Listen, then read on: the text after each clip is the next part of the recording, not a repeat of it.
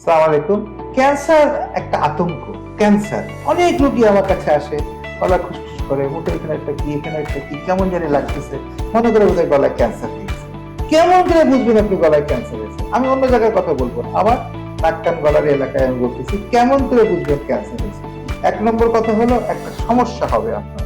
সেই সমস্যাটা মুখের মধ্যে হলে খাইতে অসুবিধা হবে, গলার মধ্যে হলে ঢোক গিলতে অসুবিধা হবে, শ্বাসনালীর মধ্যে হলে কথা বলতে অসুবিধা হবে, শ্বাস নিতে অসুবিধা, সমস্যা। এই সমস্যা কিন্তু সবার হতে পারে, আমার হতে পারে, আপনার হতে পারে, ওনার হতে পারে। সমস্যা হলেই যে ক্যান্সার তা না। ক্যান্সার বুঝবো কিভাবে সমস্যাটা?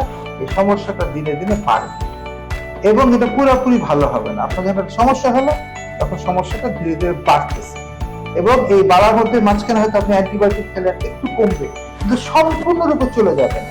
মনে করেন আমার গলা ব্যথা আছে, গলা ব্যথা আমি অ্যান্টিবায়োটিক খেলাম, কমে গেল, বেশ খানিকটা কমে গেল, কিন্তু পুরোপুরি যাবে না এবং দিনে দিনে এই সমস্যাটা, এই ব্যথার পরিমাণটা ধীরে ধীরে বাড়বে। ধরুন দিচ্ছে সমস্যা হয়, একটু ওষুধ খেলাম, অ্যান্টিবায়োটিক খেলাম, কমে গেল, কিন্তু কিছুদিন পরে দেখবেন যে এটা আস্তে বাড়তেছে। তো পারসিস্টেন্ট এটা বাড়তে থাকে এবং এর সঙ্গে সঙ্গে আনুষঙ্গিক আরো সমস্যা যোগ হবে। আপনি বুঝতে পারবেন যে আপনার একটা সিরিয়াস সমস্যা আছে এবং এটা টিউমার বা ক্যান্সার হওয়ার প্রবাবিলিটি বেশি। নাক বন্ধ আছে, ঠিক আছে, বন্ধ হচ্ছে, খুলে গেল, পুরোপুরি খুললো না, কিন্তু এটা তো অনেকেরই হয়, কিন্তু ধীরে ধীরে দেখা যাচ্ছে যে বন্ধের পরিমাণ বাড়তেছে। আপনাকে কিন্তু মনে রাখতে হবে এটা জটিল সমস্যা আছে এবং এখান থেকে আমরা সাধারণত ক্যান্সার কিন্তু সাধারণত ব্যথা থাকে না, ব্যথা পরে আসে। এখানে কিন্তু মানে শরীরের ওজন কমে যাওয়া এই জাতীয় যেগুলো অনেক পরে সেই পর্যায়ে যদি আপনারা চলে যান, আপনি বুঝবেন যে আপনি অনেক দেরি করে ফেলছেন। আমাদের কথা হলো গলার স্বর বসে গেছে, ভালো হয়ে গেল, আবার বসলো, আবার ভালো হলো, কোনো সমস্যা নাই, কিন্তু বসলো, সম্পূর্ণ ভালো হলো না, একটু থেকে গেল, পরবর্তীতে আবার আর বাড়তে থাকলো বাড়াটা, গলার স্বর বসতে বসতে শ্বাসকষ্ট শুরু হলো, বুঝতে হবে আপনার সমস্যা আছে। কাজে আপনাকে বুঝতে হবে কোনো একটা সমস্যা যদি এসেই পড়ে, সবারই আসতে পারে, বেশিরভাগ ক্ষেত্রে যদি ইনফেকশন থেকে হয়, অন্য কারণ থেকে হয়, চলে যায়।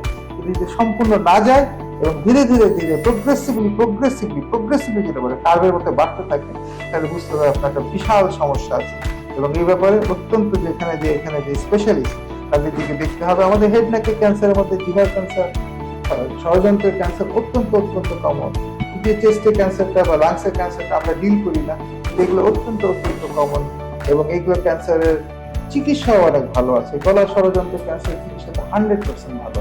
আমাদের যদি জিহ্বার ক্যান্সার চিকিৎসা অত্যন্ত খারাপ, কাজে এগুলো অত্যন্ত জটিল একটা ব্যবস্থা।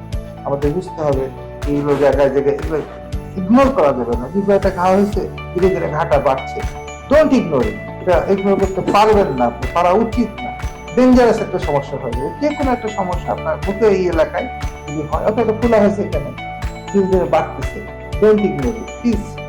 আপনি একটা স্পেশালিস্টের কাছে যান, দেখেন জিনিসটা কি, কারণ এখান থেকে সিরিয়াস কিছু হতে পারে।